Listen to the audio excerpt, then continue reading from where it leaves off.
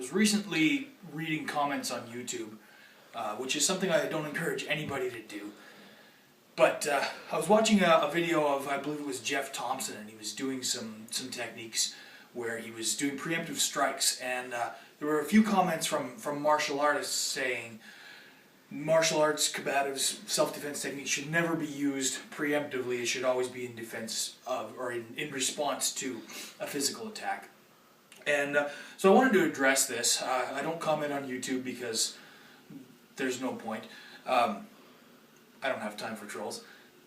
but I wanted to make a video about this because there's many people that don't understand where preemptive striking fits into the use of force continuum. And so I want to talk about it from a legal standpoint as well as from just a use of force standpoint. So the origin of this defensive mindset, this can't be the one to hit first mindset, comes from the martial arts community. When it gained popularity in North America, all good instructors were teaching these kids and these people that they were training that this is for self-defense, not for starting fights. And that's where this evolved from, is basically a mongrelization of this idea of self-defense.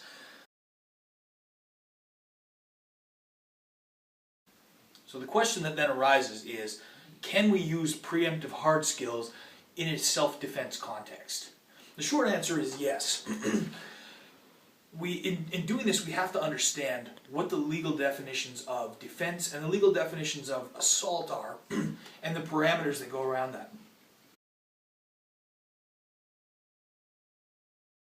So I have here a printout from the Criminal Code of Canada, and this has to do with the definitions of assault. First one is, a person commits an assault when, without the consent of another person, he applies force intentionally to that person, directly or indirectly. A person commits an assault when he attempts or threatens, by an act or a gesture, to apply force to another person. So the operative term here is, a person commits an assault when he attempts or threatens, by an act or gesture, to apply force to another person. So an act or gesture could be things like body language, having aggressive body language, clenched fists, red face, leaning forward, moving forward aggressively, threatening with words. All of those things could constitute an assault. So it's important to understand your pre-incident indicators and be able to articulate that should you have to defend yourself in court.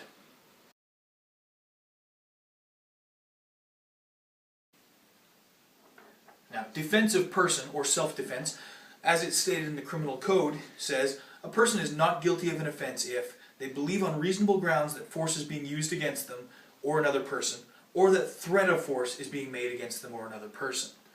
So what that's saying is, yes, we can defend ourselves if we believe, as a reasonable person, that the threat of force is being used against us, or that force is being threatened against us. So obviously, if we're talking threat of force, no physical force has come, and yet we're still justified to defend ourselves. So that makes a case for preemption. Now, again, you have to be able to articulate this. If you can't explain what the pre-incident indicators were, what the reasons for you actually using force were, then you're not justified. You need to have that in place.